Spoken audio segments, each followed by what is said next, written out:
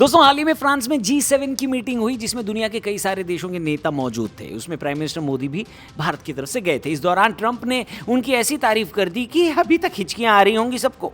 वहीं इस मीटिंग में फाइनली उस शांति की तरफ बढ़ते हुए कदम भी दिख रहे हैं जिसके बारे में दुनिया बात कर रही थी और इंतजार कर रही थी। लेकिन ये इतना आसान है या इसके पीछे कोई बड़ी साजिश है? चलिए वीडियो में बात करते हैं। दोस्तों फ्रांस के एवियन में हुए G7 समिट के दौरान अमेरिकी राष्ट्रपति ट्रंप ने प्राइम मिनिस्टर मोदी की जमकर तारीफ की और दोनों नेताओं के बीच बातचीत भी हुई। ये 16 महीनों बाद उनकी कोई बातचीत थी जो आमने सामने हो रही थी। इसमें तो ट्रंप एकदम ऐसे खुले कि लगा ही नहीं कि ये वही आदमी है। एक वर्किंग लंच के दौरान ट्रंप ने वहां मौजूद नेताओं के सामने मोदी की तारीफ करते हुए कहा, क्या कहा? वीडियोज ऑलरेडी वायरल है, छोटी झलकी देख लीजिए। He looks so good, so he gets you by surprise. There's few people like this. People say he's such a nice man. I said no, he's very tough. He's a tough trader, and he loves the Indian people. मतलब भाई को किसी ने रोका नहीं, ये बोला तो बोलते ही चले गया। ट्रेड डील पर बात करते हुए ट्रंप ने कहा कि प्राइम मिनिस्टर मोदी दुनिया के सबसे सख्त एंड टफ नेगोशिएटर में से एक है। साथ ही उन्होंने उम्मीद जताई कि दोनों देशों के बीच एक ट्रेड डील बहुत करीब है और जल्दी कुछ होगा। ट्रंप ने भारत की सुरक्षा को लेकर भी एक बड़ा बयान दिया। वीडियो वायरल है, ये भी देखिए। If anybody attacks that man, we're going to be there. Now, if there's a new leader, I'm not sure about it. Okay. Trump ने भरोसा दिलाया कि जब तक वो अमेरिका के राष्ट्रपति हैं, भारत का व्हाइट हाउस में एक सच्चा और महान दोस्त रहेगा। उन्होंने ये भी बोला कि समिट में मौजूद सभी ग्लोबल नेता प्राइम मिनिस्टर मोदी का बेहद सम्मान करते हैं। समिट के दौरान एक वीडियो भी वायरल हुआ जिसमें prime minister Modi group photo के लिए मंच पर जाते समय ट्रंप का हाथ थामकर उन्हें सीढ़ियां चढ़ने में मदद करते नजर आए। लेकिन ये तो एक ब्रीफ मीटिंग थी, मगर इस समिट में सबसे बड़ी बात हुई ईरान और अमेरिका के बीच साइन हुआ वो MOU जो पूरी दुनिया के शेयर मार्केट्स और बिजनेस के लिए किसी वरदान से कम नहीं है। अमेरिका और ईरान के बीच MOU साइन हो चुका है। ध्यान दीजिएगा कि अभी ये फाइनल नहीं है, अभी इसके पॉइंट्स को मानने का सिर्फ वादा किया गया। इस पर आखिरी मोहर 19 तारीख यानी आज जिनेवा में लगेगी। लेकिन इस MOU के अंदर क्या बातें की गई है, आइए जानते हैं। इनमें दोनों देशों के बीच वॉर रोकने, रिस्ट्रिक्शंस हटाने और शांति बनाने के लिए 14 बड़ी बातें लिखी। दोनों देश और उनके साथी इंक्लूडिंग लेबनान सभी मोर्चों पर लड़ाई तुरंत और हमेशा के लिए रोक देंगे। वो एक दूसरे पर हमला भी नहीं करेंगे और धमकी भी नहीं देंगे। अमेरिका ईरान के आसपास से अपनी नेवी की नाकाबंदी 30 दिनों के अंदर पूरी तरह हटा लेगा। बदले में ईरान भी ट्रेड जहाजों को सेफ रास्ता देगा। आखिरी समझौता होने के 30 दिनों के अंदर अमेरिका ईरान के आसपास के इलाकों से अपनी सेनाएं हटाएगा।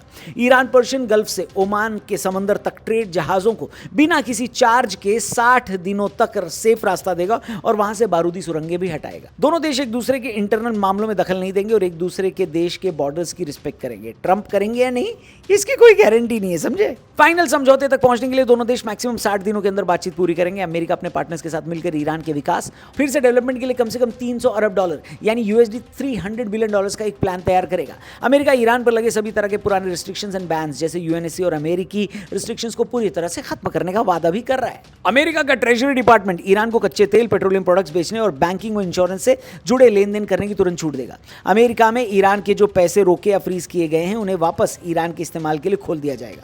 ईरान ने फिर से भरोसा दिलाया है कि वो परमाणु हथियार नहीं बनाएगा। एनरिच्ड मटेरियल्स को इंटरनेशनल एजेंसीज IAEA की देखरेख में कम किया जाएगा। जब तक अंतिम फैसला नहीं हो जाता तब तक स्टेटस को बनी रहेगी, यानी ईरान अपने परमाणु कार्यक्रम को आगे नहीं बढ़ाएगा और अमेरिका कोई नया रिस्ट्रिक्शंस नहीं लगाएगा और न ही वहां नई सेना भेजेगा। इस समझौते पर ठीक से काम हो रहा है या नहीं, इसे देखने के लिए एक निगरानी कमेटी यानी एग्जीक्यूटिव मैकेनिज्म बनाई जाएगी। इस अंतिम समझौते को UNSC के एक नियम के तहत कानूनी रूप से पक्का भी किया जाएगा।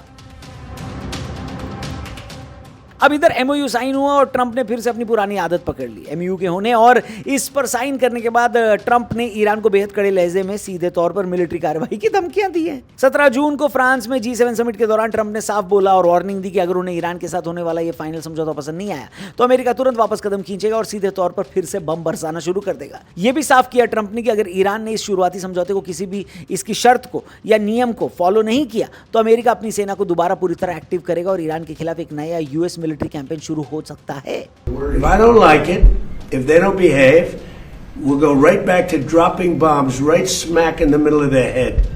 इस MOU को खुद ट्रंप ने ही कई पॉइंट्स पर ब्रीच किया है। ट्रंप एडमिनिस्ट्रेशन और उपराष्ट्रपति JD वेंस ने साफ बोला है कि ईरान को मिलने वाली कोई भी फाइनेंशियल राहत या बैन्स में छूट मुफ्त में नहीं दी जा रही है। उन्होंने साफ कहा है कि अभी तक कोई पैसा रिलीज नहीं किया गया है और ईरान को पहले अपने परमाणु कमिटमेंट्स जैसे एनरिच्ड यूरेनियम को खत्म करने या कम करने को जमीन पर सच करके इसे दिखाना होगा।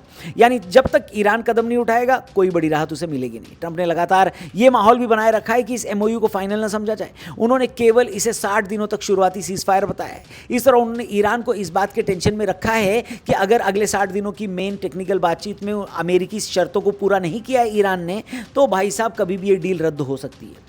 G7 समिट के दौरान ट्रंप ने ईरान के इतिहास का हवाला देते हुए बयान दिया कि ईरान ने पिछले 47 सालों से मिसबिहेव किया है। ऐसा कहकर उन्होंने ग्लोबल स्टेज पर यह मैसेज दिया है कि वे ईरान पर रत्ती भर भी भरोसा नहीं करते और लगातार ट्रस्ट का उन पर दबाव बनाए रखेंगे।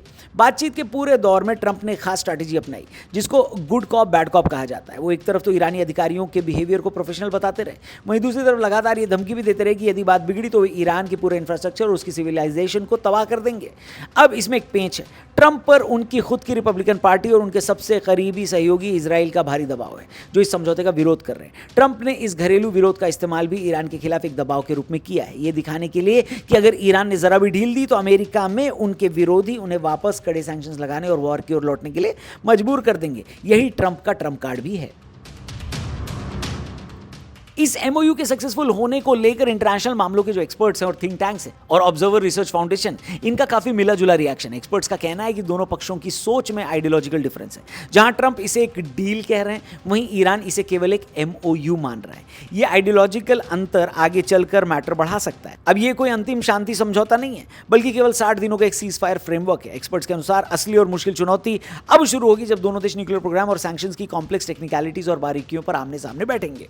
एक्सपर्ट्स इस बात से थोड़ा अलग सोचते हैं कि इस एमओयू में ईरान के यूरेनियम स्टॉक या परमाणु एस्पिरेशंस को रोकने के लिए कोई ठोस या परमानेंट गारंटी नहीं दी गई है, बल्कि केवल वर्बल वादे करके इस मुद्दे को फ्यूचर की बातचीत पर टाल दिया गया है। कुछ एनालिस्ट कहते हैं कि यह समझौता पुराने परमाणु समझौते से बहुत बेहतर नहीं है, जबकि इसके बदले में ईरान को भारी अमाउंट में सैंक्शन से राहत और फंड भी मिल रही है। हालांकि ट्रंप इनकार कर चुके हैं। एक्सपर्ट्स कह रहे हैं कि खासकर मिडिल ईस्ट में यह समझौता इजराइल के सबसे बुरे सपनों को सच करने जैसा है। इजरायली प्रधानमंत्री नेतन्याहू ईरान के साथ किसी भी तरह के डील के सख्त खिलाफ है। इस एमओयू में ईरान के बैलिस्टिक मिसाइल नेटवर्क या उसके प्रॉक्सी ग्रुप्स पर कोई लगाम नहीं लगाई गई है, जिससे इजराइल इस समझौते को कभी भी कमजोर करने की कोशिश कर सकता है। गल्फ स्टेट जैसे ओमान, कतर और सऊदी युद्ध और ट्रेड मंदी से सबसे ज्यादा प्रभावित थे। उनके लिए स्ट्रेट ऑफ हॉर्मुज का खुलना बड़ी इकोनॉमिकल राहत है, इसलिए वे इस समझौते के सक्सेसफुल होने की पूरी उम्मीद कर रहे हैं। हालांकि अमेरिका पर इजराइल का भरोसा थोड़ा नहीं, काफी कम हो। इसमें एक ऑप्टिक्स और इमेज का भी खेल है कि आम दुनिया में कैसे दिखता है। स्ट्रैटेजिस्ट का मानना है कि इस समय जमीन पर असल बदलाव से ज्यादा नैरेटिव की लड़ाई चल रही है। ईरान के नेता जनता के सामने इसे अमेरिका का उनके आगे झुकना बता रहे हैं, जबकि ट्रंप इसे अपनी शर्तों पर कराई गई शांति बोल रहे हैं। अगर किसी भी साइड को लगा कि समझौते से ग्लोबल मंच पर उनकी इमेज कमजोर हो रही है, तो वो तुरंत इससे पीछे भी हट सकते हैं। कायदे से एक्सपर्ट्स का मानना है कि यह समझौता एक एग्जिट रैंप तो दे रहा है, लेकिन परमानेंट शांति का रास्ता अभी बहुत दूर है और क्वेश्चनेबल भी है। आपको क्या लगता है, शांति कायम रहेगी या फिर बवाल आगे भी हो सकता है इन दोनों देशों के बीच? जो भी आपको लगे कमेंट करके बताना। वीडियो सही लगे तो इसे अपने दोस्तों से भी शेयर करना, चैनल को सब्सक्राइब करना और हमारे टीआरपी चैनल पर जाकर हमारे लेटेस्ट पॉडकास्ट को जरूर देखना। डॉक्टर आनंद रंगनाथन के साथ हमने जो पॉडकास्ट किया उसका ट्रेलर दिखा रहा हूं, पूरे एपिसोड का लिंक डिस्क्रिप्शन में दिया है। थैंक यू फॉर वॉचिंग, जल्दी मिलते हैं। जय Hind. Do you support Cockroach Janta Party? जितने भी ये एक्टिविस्ट होते हैं ये कहते हैं we speak truth to power, truth to power. तो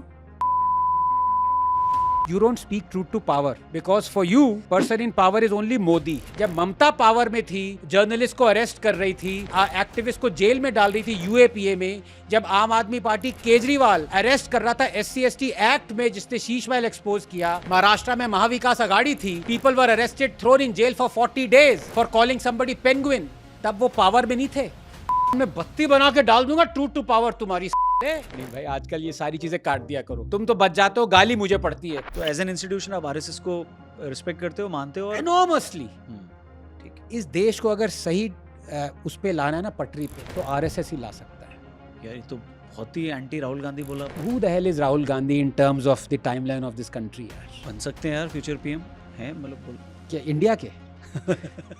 ये देश में फ्रीडम ऑफ स्पीच कभी थी नहीं, तो मैं ये नहीं कह रहा कि मोदी जी के जमाने में नहीं है, कभी नहीं थी। अब मेरे को कोई सुनता नहीं है, सब आपको सुनते हैं। अब you are the voice of Yogi and Modi, अब आपको नहीं सुन रहे लोग तो मुझे कौन सुनेगा? ज्यादा ही तूने बोल दिया भाई। कोई जयंती हो गई, महात्मा गांधी, सॉरी मोहनदास करमचंद गांधी की जयंती हो गई, उस पे महात्मा नहीं बोला आपने, उनका नाम बोला ना। अब मैं महात्मा रौनक तो नहीं बोलूंगा ना। तो मैं महात्मा हूँ नहीं ना। नहीं, तो वो महात्मा है। आंसर नहीं, हम तो बचपन से यही बोलते हैं। बचपन से तो आप बहुत चीजें बोलते आ रहे हैं। इसको काट देना है यार, ये फंस जाएंगे शादीशुदा आदमी। स्टेट मदरसा क्यों चला रहा है? स्टेट हज सब्सिडी क्यों दे रहा है? स्टेट इंटरेस्ट फ्री लोन्स क्यों दे रहा है? वक्फ लैंड पे आप सेटअप करिए shop. BJP is not anti Hindu but it's not pro Hindu. ठीक है, it's not like Congress blatantly anti Hindu. गाली को सपोर्ट करते हैं आप फिल्मों में? ऑफ कोर्स, दिन भर गाली देता हूँ यार, क्यों नहीं सपोर्ट करूंगा? देते हैं आप गाली? हाँ, वो कैसी बात कर रहे हो? ड्राइव ही नहीं करते दिल्ली में। दे सकते हो आप, कैमरे पे दिया आपने कभी?